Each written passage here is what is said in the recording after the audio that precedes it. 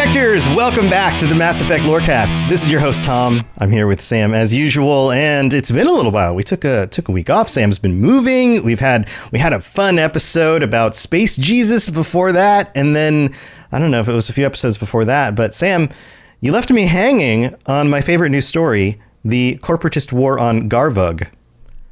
It sounds like something that we have just totally made up, doesn't it? It totally does. I was going to start this off by saying, Sam, tell me more about my favorite story. It's been a while. Tell me more about the Corporatist war on Garvug. That's like if you asked a fourth grader to just make up a funny name, they would just Garvug. That's funny, right? It also just kind of sounds like the stereotypical, like just say Corporatist war on Garvug. And that right there is exactly how everyone who doesn't know a thing about Mass Effect perceives you talking about the lore of Mass Effect. Right. Like it is the most stereotypically nerdy shit. But I love it. I'm not judging at all. Of course, I'm here. So yeah. And calibrating will definitely come up at some point. So let's talk. We've got more to talk about. I thought the story was over last time. We got to the end of it. I was like, oh, that's it, right? And you were like, well, no, it's actually not. We have part 2 coming up. And so now we are, part 2. So where did we leave off? Like, let's bring everyone back up to speed, because it may have been a few weeks since I listened to that episode. Yeah. So basically, there were these corporations, right? Guanghui Solutions, Sonax Industries, and Binary Helix. Those are the 3. And they're attacking this Krogan world after a coup that they helped organize, but that coup failed. Now they're attacking because they say that they want unlimited development rights on Garvug. And as a reminder, Garvug is this godforsaken, like, icy hellhole of a planet that really only the Krogan and Vorcha can live on. Mm-hmm. So that's where they are. Mm-hmm. I get these pictures of, like, walking into a cafe and there's, like, Krogan and Vorcha just, like, sipping their coffee peacefully together. What kind of music would be going on in that cafe? Probably not the same kind of cantina tunes from Star Wars. I'm thinking early 90s industrial metal. Yeah, I can see that. That's what Krogan and Vorcha listen to. It totally makes sense, right? I would also think like Breaking Benjamin. Yeah, like some Ministry, some Breaking Benjamin, some early Nine Inch Nails, like that kind of stuff.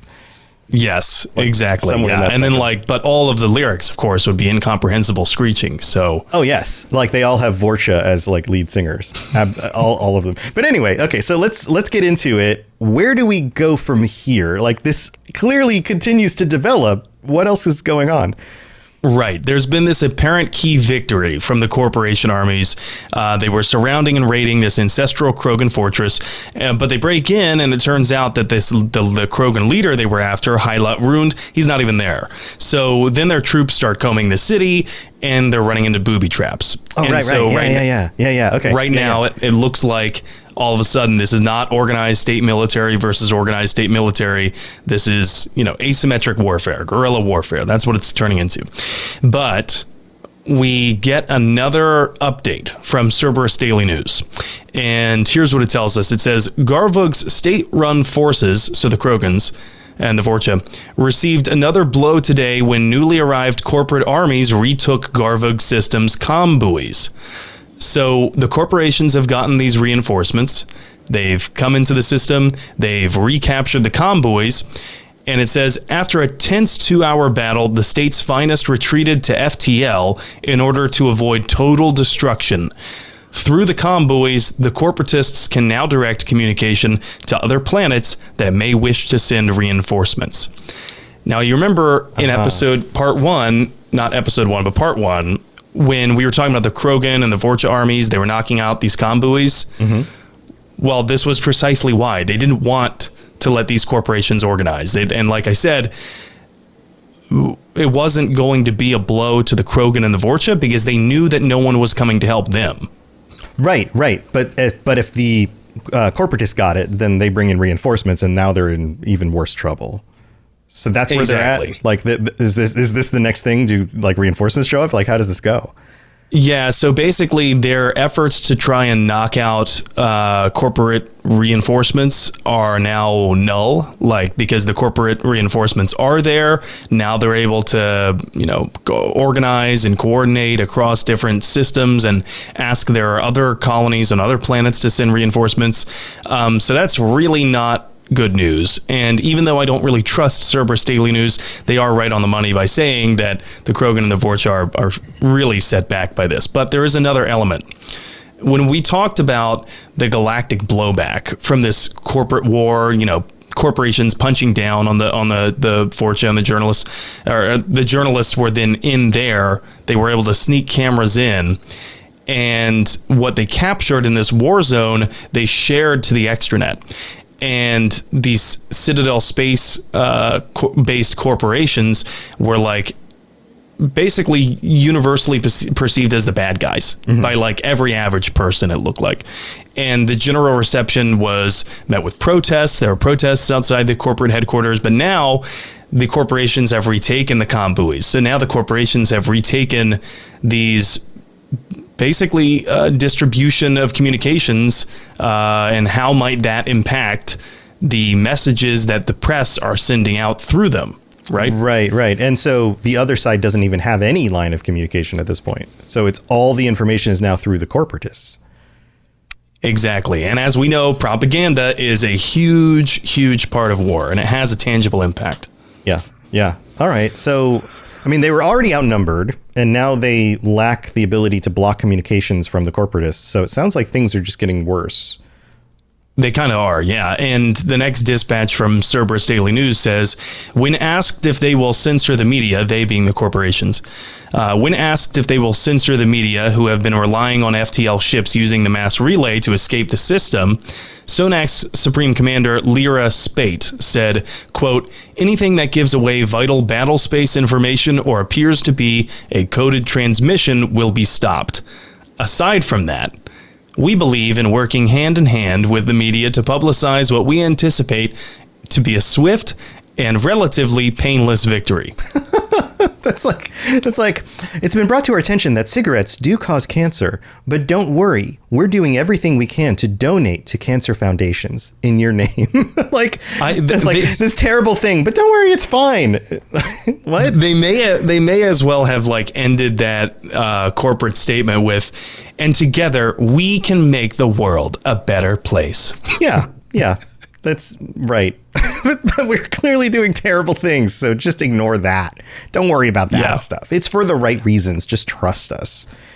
Real quick, I do want to discuss the importance of journalism here in wartime, but first, I want to analyze this language that just occurred to me while reading this. Mm-hmm. What we anticipate to be a swift and relatively painless victory. That's a lot different than the verbiage they were using before, which was, we're gonna take care of this very quickly. 3-day special operation. Right. You won't even notice it. It'll be fine. Now it's relatively painless. Yeah. Well, it seems like they have to at least acknowledge a little bit of the truth of what's happening in order to then bend that truth a little bit more to what they want people to be perceiving. Yeah, half-truths are always more effective than outright delusions and lies. But you know what? When they say here that anything that gives away vital battle space information or appears to be a coded transmission will be stopped, who is the judge of that? Right. Yeah, it's the same dilemma of this happened. We could go into dozens of examples of this, but I think everybody gets the idea. The person in control defining a thing doesn't mean that they're not going to overreach with that definition in order to stamp out other things that they want to be in control of also. So, especially if they're judge, jury, and executioner of this policy. Right. So, making official decisions as president, for example. Right. Yeah. Some everything's official, so I can do whatever I want. That sort of thing. I guess that's the law of the land now.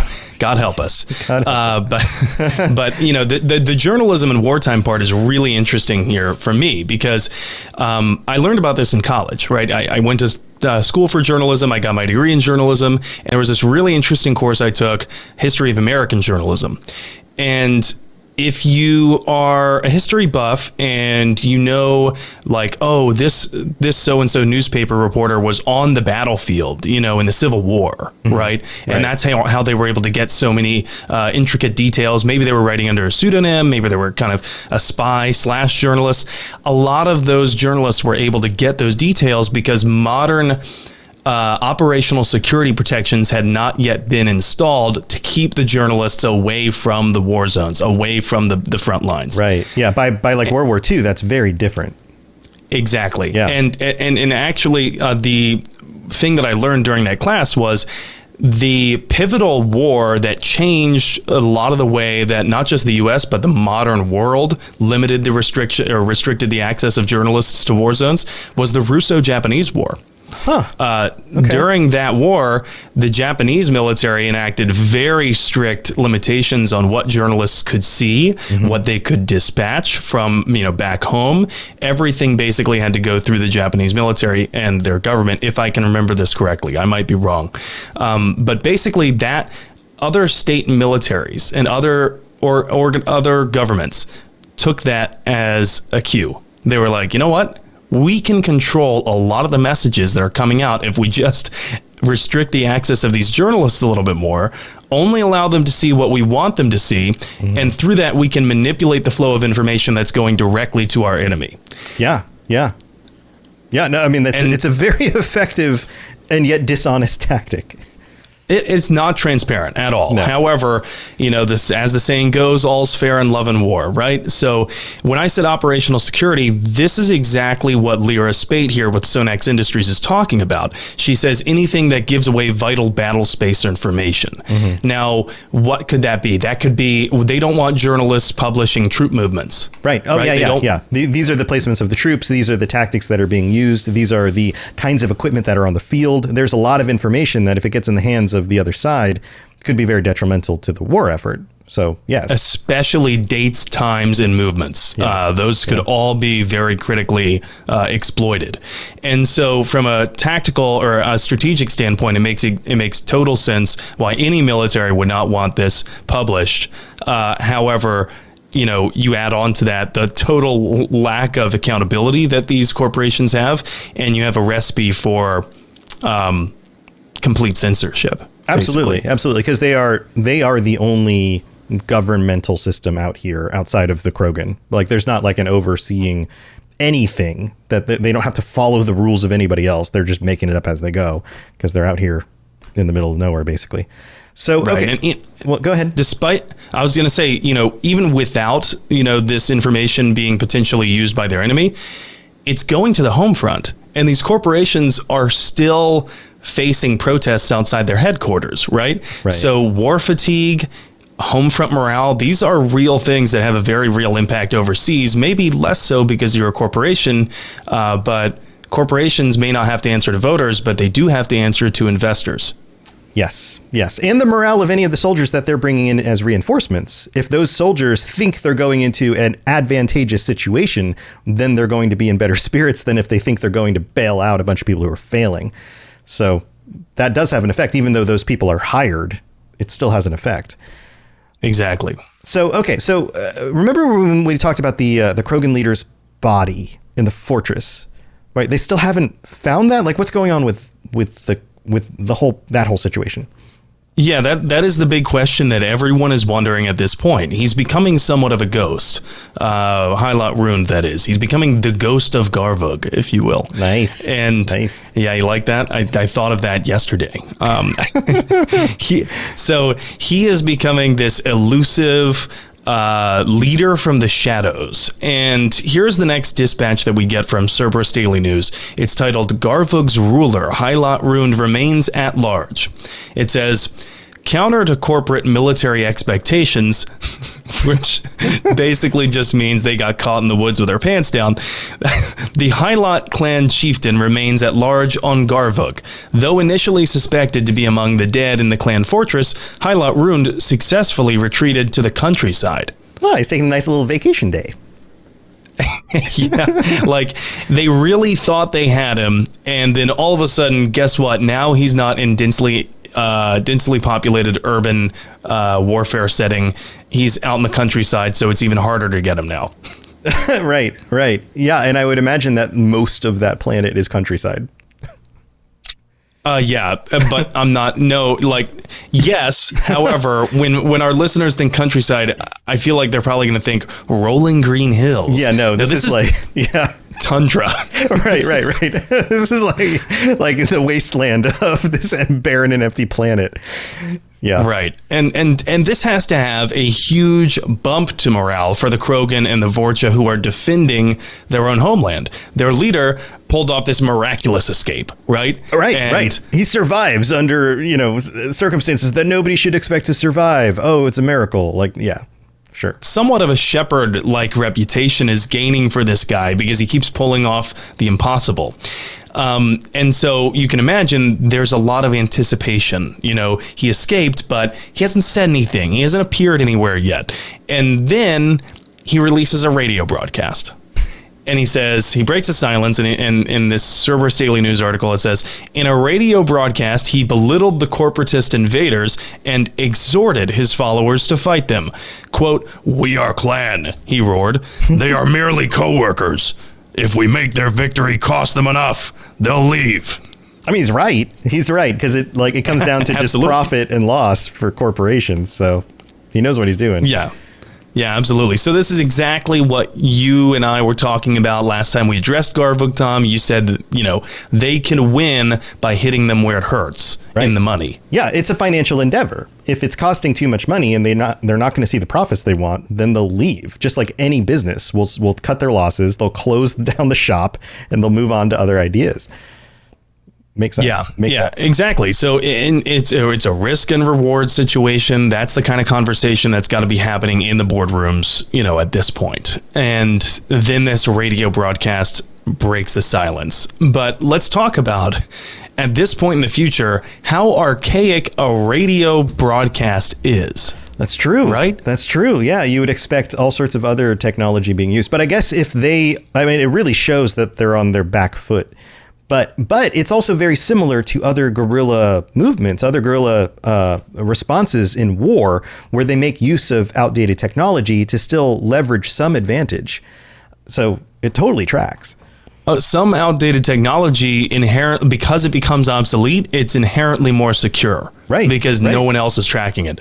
Now, I don't know if this is the same for radio waves. It doesn't seem like it in Mass Effect. It seems like they can probably still track this. And I'm also imagining, so here's what I'm imagining at this point. I'm imagining this hostile, icy world with one of its only cities in shambles. Its people are uncertain. And then they get confirmation that their leader is alive. So it's no longer just a rumor. He's no longer just the ghost of Garvug. He is alive.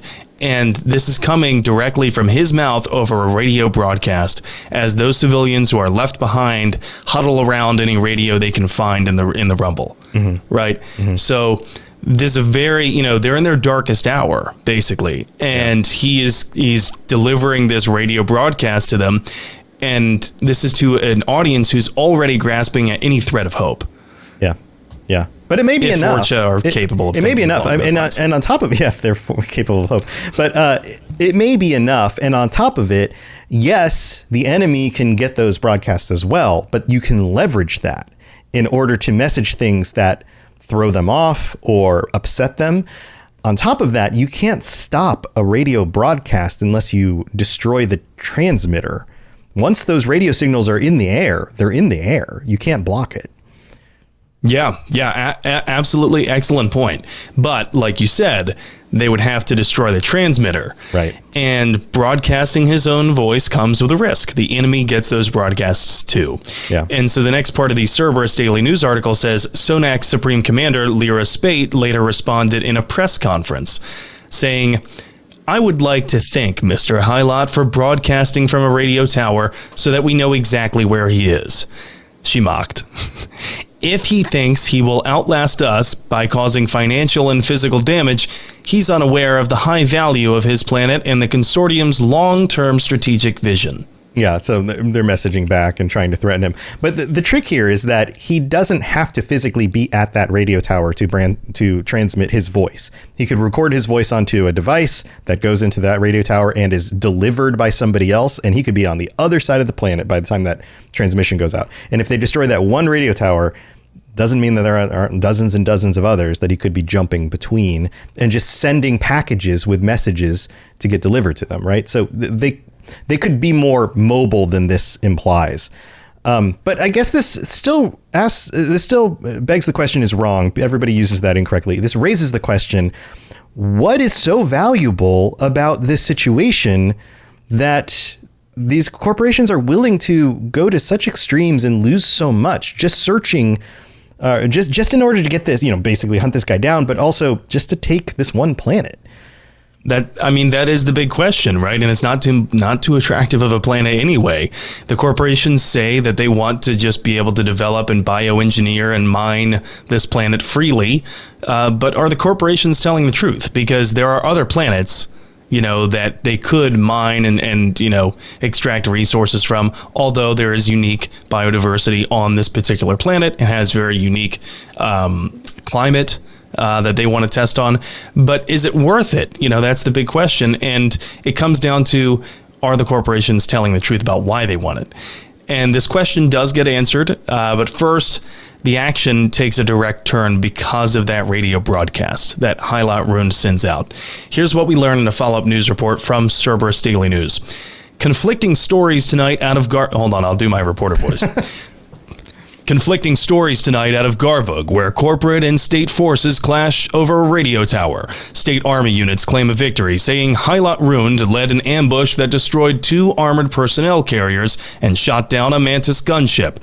Video exists only of the gunship, which is clearly in flames and being urinated on by Krogan forces. That's great. That's great. Also, I think it's hilarious. In chat, Alan says he could be using a VPN to send his signal to the tower. This podcast brought to you by ExpressVPN, which may actually be running an ad currently as you're listening to this podcast. The Krogan also like ExpressVPN. Certified Krogan approval. Yes. But in case you didn't catch that there at the end, video exists only of this gunship, which is clearly in flames and being urinated on by Krogan forces. That's so good. That's so good. I love it. So urinated on. The Krogans, not just, I'm imagining the Krogans somewhat like the Sand People from Star Wars, over top of this gunship, and they're like, while they're peeing. Yeah. So totally a Krogan move right there. And I gotta say, I can't blame them. These corporations are the invaders, and no one, and definitely not a Krogan or a Vorcha, would shed a single damn tear for any of them that were killed. True. Very true. Yeah. The other thing that's interesting to me here is that the corporations laid bare their intention to attack his radio tower at the press conference ahead of time. And then they just apparently follow through with it. At least that's according to what the Krogan side is telling the press, right? Here's what the corporate side is telling the press. The corporate consortium battling for Garvug say no planes were shot down and that their bombs killed over 100 Krogan and Vorcha infantry near the CXN radio tower. This remains unconfirmed. At the press time, the tower is known to be in corporate hands and Highlight Rund remains at large.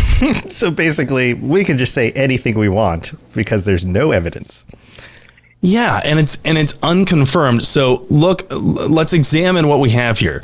We have a claim from the Krogan army that they have been ambushed and that they repelled the ambush by destroying 2 APCs and shooting down a Mantis gunship. Now, part of that claim can be verified because there's video of the gunship in flames being peed on. Right. But the other part about the APCs, that cannot be confirmed. However, on the corporate side, their entire claim is unconfirmed. Even Cerberus Daily News, which might have a vested interest in this because of Binary Helix, even they say that the entire corporate claim is unconfirmed, but somehow Cerberus Daily News also knows, I love this language, the tower is known to be in corporate hands. Okay, so that's not really attributing any source. No. How do they know this? Right. Well, people have been saying blah, blah, blah, blah, blah. You know what I'm hearing? Many are saying this. You know what somebody told me the other day, blah, blah, blah. Like, yeah, it seems like they've taken a page right out of the playbook of, well, we'll move on. So there's clear signs of manipulation of the press on both sides of this, and there's a certain level of the fog of war that we often see during wartime, but it's exacerbated because of the speed of press. We're actually seeing this in our own world. If you've seen a lot of conflicting reports over what's going on in Ukraine after the Russian invasion of it, this is why, because the speed of information that we get now, it only exacerbates the fog of war and the chorus of voices where you're like, I don't even know what to believe. Right. Yeah. Yeah, it's too easy to just inundate people with too much information. And the news change every day. There's like a new headline for anything. And then all of a sudden we forget what the previous day was about. We don't just like sit on a story anymore for a week or a month. To vet facts? No. Because then by the time you put it out, guess what? The 21st century version of the paperboy, aka social media algorithms, they don't give a shit about your story anymore at all. The algorithms are not going to show it to people. So you just wrote it for nothing. But that's the way that it goes. So for the corporations, there's definitely this incentive to manipulate the press, who, remember, we're getting all of this information from Cerberus. And like I said, they may or may not. Highly trustworthy. They cannot confirm. Always vet the sources. Yeah. They cannot confirm whether they have an interest in Binary Helix or Guanghui Solutions or Sonax Industries. So how is Cerberus Daily News getting this confirmation that the radio tower is in corporate hands? Well, we don't know. So this is why I said at the part one of this storyline that we should take it with a grain of salt. But the other thing here is that, are the Krogan acting with that much foresight? Have we seen any evidence thus far in the lore that Krogan do act with a lot of foresight? Or do they just want to be depicted as the victors? Is that why they're telling Cerberus Daily News, we repelled this ambush and we took out 2 APCs and look at us peeing on this Mantis gunship? Yeah, I'm pretty sure they're just in reaction mode. That feels right. Right. Rund was bold enough to broadcast his location right afterward, in a show of bravado, but he also engineered an escape from certain death at that fortress. Yeah. So he does have some level of foresight, and maybe that's why he's the clan chief. That's true. Yeah. But I guess there's a difference between him making decisions by himself and them having like a concerted effort around multiple people in order to manage information and things like that. Would be a much bigger thing to try to do, and probably outside the scale of most Krogan would be my guess. So, all right. Well, this is fun. I'm sure this is going other places, but we have to go thank our patrons, and we've got a new planet card, so don't go anywhere. Message coming in. Patching it through. I am sovereign, and this Lorecast is mine. I like the sound of that. All right. Well, it's been a few weeks. We had last week off, and then the previous episode before that was pre-recorded. So we have a number of new patrons to welcome. Thank you, everybody, for joining. Robert L., Kaiju or Kaiju 23 with lots of I's and O's. Cameron D., Superfly 440, Draco, and Bankai. Welcome to the Patreon. So glad that you decided to join us. I hope you're enjoying all the things you're getting over there, the t-shirts and ad-free episodes, and joining us on patron chats, which is the next one's coming up in 2 weeks, right at the end of the month. So you still got time to sign up for that. And we have to shout out our Shepherd tier patrons, Draco, our newest one, Edboy, Kirasi, Lieutenant Tusino, Superfly, the other newest one, and William. Thank you to all of you for your support. Also, if you'd like to help out in other ways, you can leave a 5-star review on Apple Podcasts. We have some new ones that came in, but the app that I have been using to go through and sort all of those is going through maintenance and has been for like the last 3 days. So it's driving me nuts. I can't pull up the reviews, but we'll cover those on the next episode. Don't worry, you'll get your review read. Also, you can rate the show on Spotify. You can share it with your friends. All of that stuff absolutely helps. So thank you for your support. Now let's move on to the planet card. Where are we talking about this week, Sam? I told you I was going to send you that Edie sound clip, and I forgot to. Oh. That one's on me. We'll do it next week. But this planet card is one of my favorite planets, Antarum. And if this sounds familiar, that's because this is the location of the shifty space cow who steals your money. Yeah. This is where you find him. So here's the planet card. Though Ontarum's surface is uncomfortably hot, its nitrogen-oxygen atmosphere and abundant shallow seas make it an ideal candidate for habitation by most known species. Unfortunately, the orbit of the moon of Thonol has been slowly decaying since the system coalesced. Its proximity is beginning to have tidal effects, and its dynamo-like revolution through Ontarum's magnetic field is generating increasing powerful electrical storms. While some have suggested emplacement of Mass Effect drives in an attempt to lighten the moon and correct its orbit, the scale of such a project, tens of thousands of drives, costing enough to bankrupt the governments of all the Citadel races, make it a pipe dream. A multiracial effort is underway to catalog and preserve the unique genetic diversity of Ontarum's vibrant young biosphere. Exogeny Corp and Yuan? I don't know if I'm saying that right. Maybe. Yuan? Heywan? Genomics represent the Alliance's share of the effort. Yeah, that's a very creative way of trying to adjust to the orbit of a moon. I mean, I guess they have the tech to do it, but yeah, like it says, it would cost way too much money. Yeah, enough to bankrupt all the Citadel races. Yeah. Right. That's amazing. That's amazing. I don't think the payoff is really there. And that's why I chose this one, because it's like risk reward for corporations. No, I don't know if the payoff is really there. Yeah. It's a cool thing, though. Like moons adjust their orbits over time. That's a really cool concept. And then they become tidally locked. And there's all sorts of cool physics around that if you want to look that up.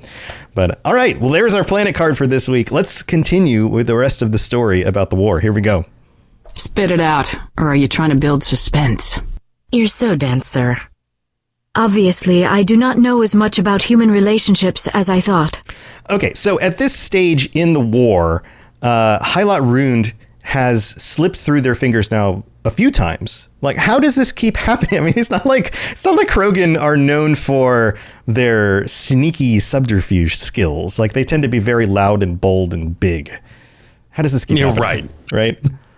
And that has to be what these corporate board members are grilling their commanders about. He's a fucking Krogan. How has he escaped again? How do you lose a Krogan? He's not a Shih Tzu. He's not a Pyjack. They paid good money to these troops just for some backwater Krogan clan chief to escape being surrounded inside a castle and then ambushed at a radio tower, both times the corporation supposedly knowing his exact location before acting. But as has been the case thus far, neither side is quitting. The Krogans and the Vorcha are once again energized, and the corporations are doubling down on their bets. Here's the next dispatch from Cerberus Daily News. It says, corporate forces hunt for clan chieftain Hylot Rund on the planet Garvug enters a new phase tonight. Okay, I see. The corporate forces hunt. Right, it's possessive. Weirdly written. Yeah. Experts in fugitive recovery are arriving from notorious places like Omega to hunt down the former head of state. Drones and search aircraft are scouring the hills near Dazil, and Binary Helix has imported 2 units of Varen handlers in attempts to literally catch the chief scent. So they're sending like hunting dogs.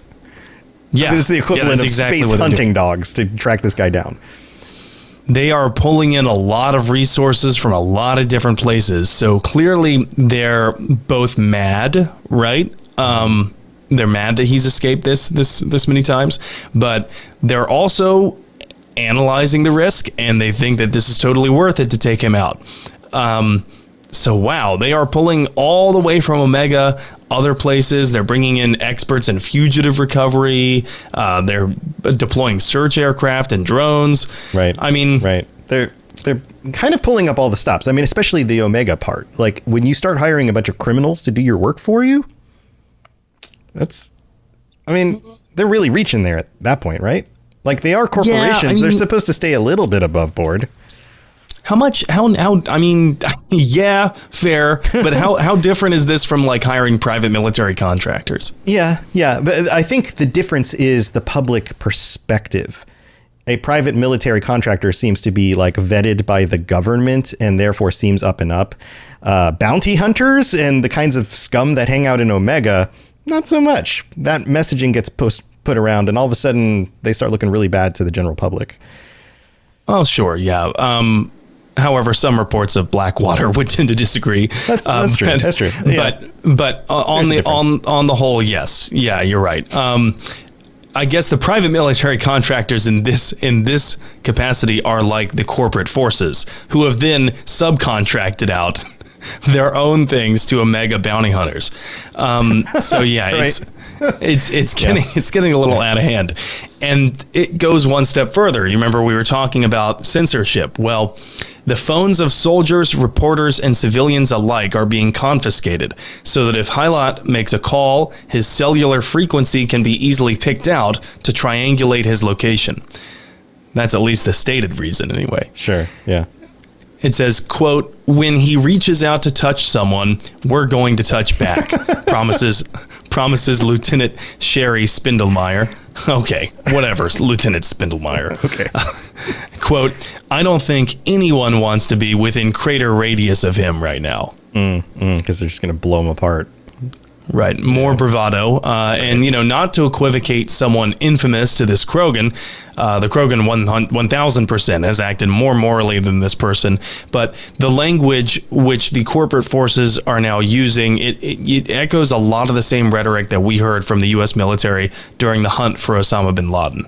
Yeah, I mean that's a dated poll, but yeah, I mean that was a very, very big thing, and I'm sure there were a lot of shady things going on about the way that they managed that. Like, maybe so. I'm not too sure, but I know that this game did come out. Mass Effect 2, that is, came out in 2009. Yeah. Right. Yeah. And so back then, Osama bin Laden was still on the loose. Yeah. Yeah. And the American government and the American people at that point would have said pretty much okay to any method to bring somebody like that to justice because of what they did. So.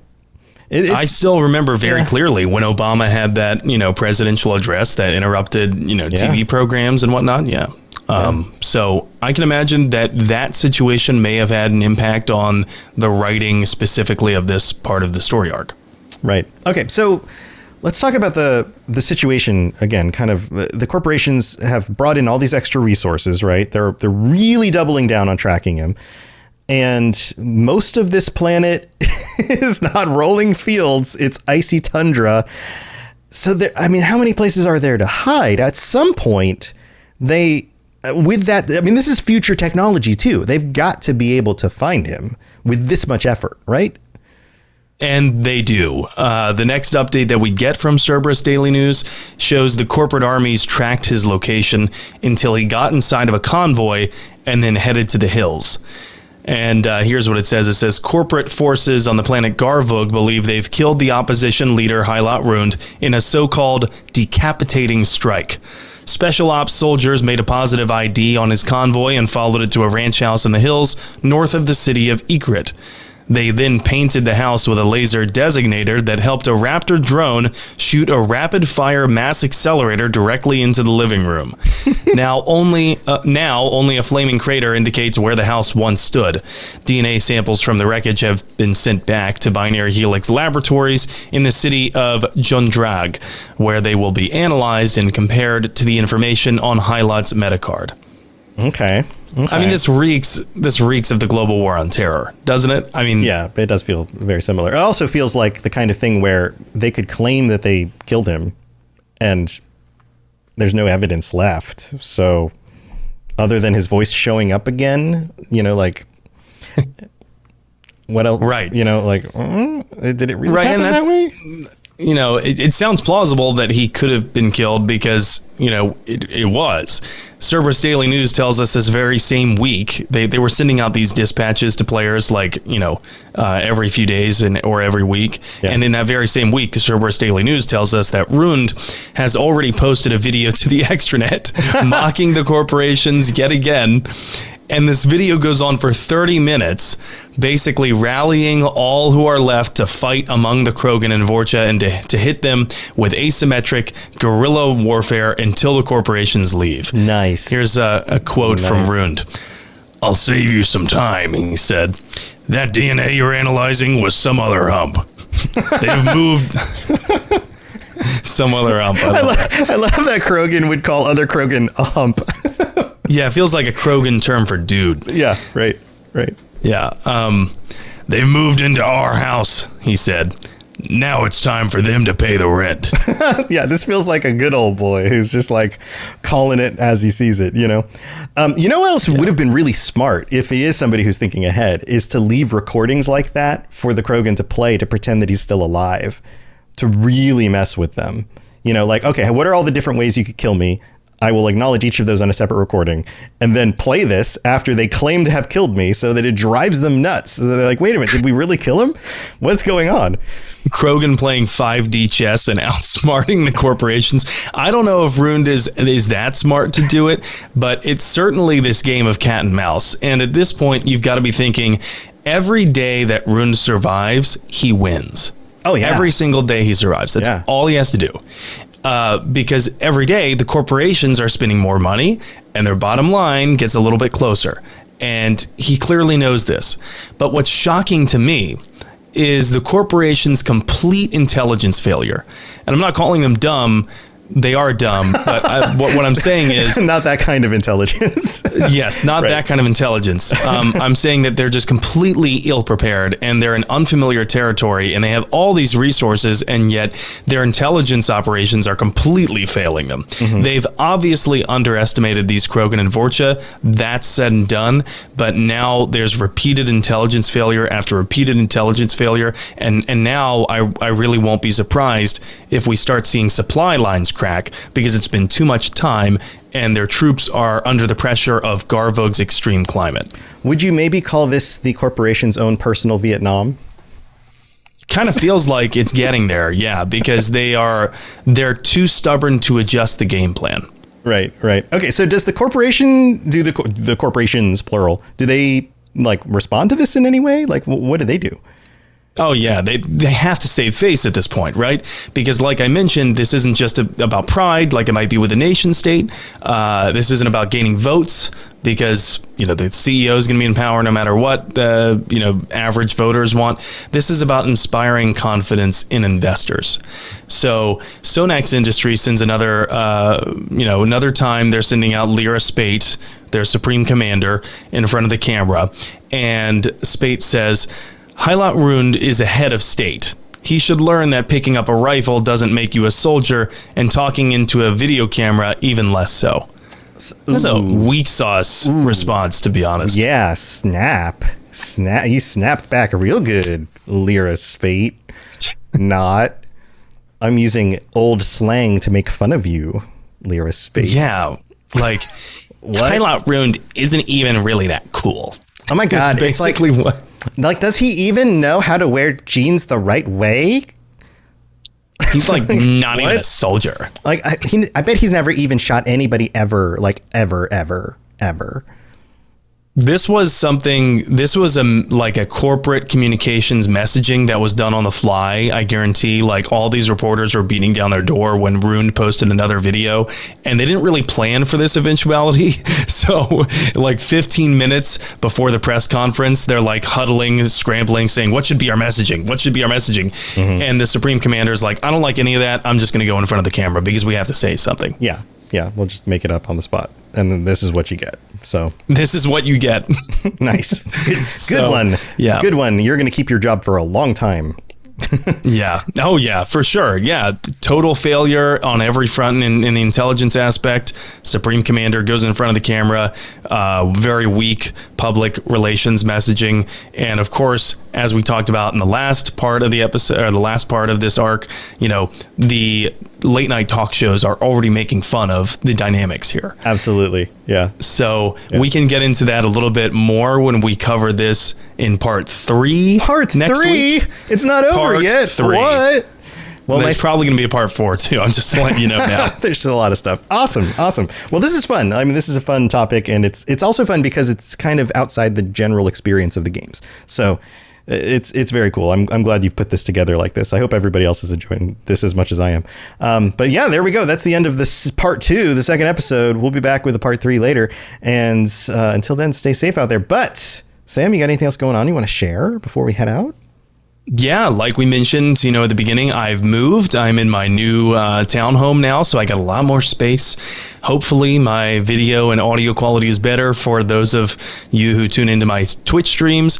Speaking of which, I am streaming in the middle of the week now. I've started a new game, first playthrough. I'm playing Ghost of Tsushima. Yeah. And my gosh. That's a good one. That game is amazing. Yeah, it's great. I love that game so far. Don't think I ever finished it. I need to go back and finish it, but I'm going to like totally forget all the controls at this point. Like, it's not nearly as difficult to pick up as like a Souls-like. The combat's not that hard. Right. But yeah, I'm very much enjoying it. The cinematography is just amazing. The game is beautiful. Loving the story so far.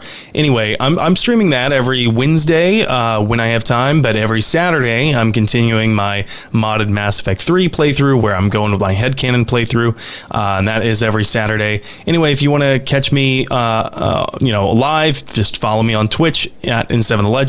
You can also follow me on Twitter. I tweet out every time I'm live too. So yeah, go check out Sam's streams. I've been streaming a little bit more recently as well. This last week, my son went back to school, so I've been getting up real early in the morning and driving, and then I've got like all day. So I've been knocking out a lot of the work I need to do, and then sometimes in the afternoons I get some time. So I've been doing some Skyrim like modded playthroughs. Dude, have you tried the Lore Rim Wabbajack pack? Have you heard of this? There are 3,500 mods in this one pack. It is incredible. Some of it was broken. I had to reinstall all of it today. Oh, for sure. We're trying to get some work. Oh my again. God. But 3,500 mods? Yes, I tried that out. There's another one that was just graphics plus the new dismemberment mod that I added into it. So when you fight enemies and hit their arms, it like chops their arms off and stuff, which is so good because it's like stuff like that happens in Fallout, but doesn't happen in Skyrim, but now it does. So yeah, I've been having a lot of fun with that stuff and live streaming those. So Robots Radio on Twitch, that's where we do this show every week, but then you can also come join me for the live streams for that stuff as well. And of course there's I got the Skyrim VR recently too. Yeah. And I figured you have that, right? Yes. It's incredible. Have you done it yet? Not yet. I bought it. I'm planning to stream it, but I don't know how to stream a VR game, so I'll hit you up about that offline. Yeah, you have to project it onto a monitor and then capture the monitor. Makes sense. So, yeah. So, I almost forgot to bring up. I'm also like, I mentioned it like months ago. Anyway, we're on episode 4 of the Avengers audio drama. Oh, yeah. I've continued to voice Jarvis. That's great. So that's awesome. Yeah. Keep up with that. Search it on Spotify, Apple Podcasts, anywhere you'd find your podcast, or YouTube, Avengers audio drama, and keep your ear out for me. I am voicing Jarvis. I just recorded lines for part 4. That's being worked on now. Awesome. Okay, so the first thing you have to do in Skyrim VR is, of course, create a character and get playing. But go into like Bleak Falls Barrow and just walk very quietly, slowly through the beginning of that and just look around. Like take in all the spider webs and the size of the room when you're in it. That stuff is incredible. Like the feeling of actually being in the space and how creepy it is when you're actually in there. It's really good. And then the next thing you have to do is find an apple. Go find a town, somebody's house, pick up an apple, and then hold it up next to somebody's head and marvel at the scale of the objects. Because when you're looking at it on a 2D screen, you don't realize that the objects have been scaled up. But when you are actually in 3D and you pick up an apple, it's the size of a guy's head. And that's amazing. It's amazing. All the objects are just slightly big, and it's awesome. You need to go try that out. Can you throw those objects at people and they actually, like, the physics impact them? The physics doesn't. It'll just hit them and fall. But there are mods that do allow you to do things like that, like including picking up people, or like I did videos a while back where I was picking up little kids and throwing them. That you can mod it to do stuff like that. It's hilarious. So yeah, it's like hours and hours of fun. So I picked up cats and was like petting them. Aw. It was great. Definitely don't throw the cats. Definitely not. Man, can you imagine doing Mass Effect in VR? Oh, that would be so cool too. There's already a Mass Effect POV mod where you can do first person POV. So I wonder if anyone's jerry-rigged that to do Mass Effect VR. That'd be sweet. There are some mods that allow you to play 2D games in VR where it basically moves the camera perspective up, but then you still use a controller, so you're not actually using your hands the way you like. So you can still kind of get a sense of that. I wonder if some of those work in Mass Effect. I haven't looked, but yeah, that would be really cool too. Like using those guns and like your biotic powers, and oh my god, that would be so cool in VR. All right. Well, I hope you have fun with that. Everybody, we've gone on a little bit extra at the end here about VR games and other things. Hope you enjoyed the episode. And we will be back next week. So we've got another episode for this and then our patron chat. And you're welcome to join us for that as well. And I hope you have a wonderful week. And we will see you next time. Stay safe out there. Thanks for tuning into the Mass Effect Lorecast. We'd love to hear your opinion and thoughts on the lore of Mass Effect.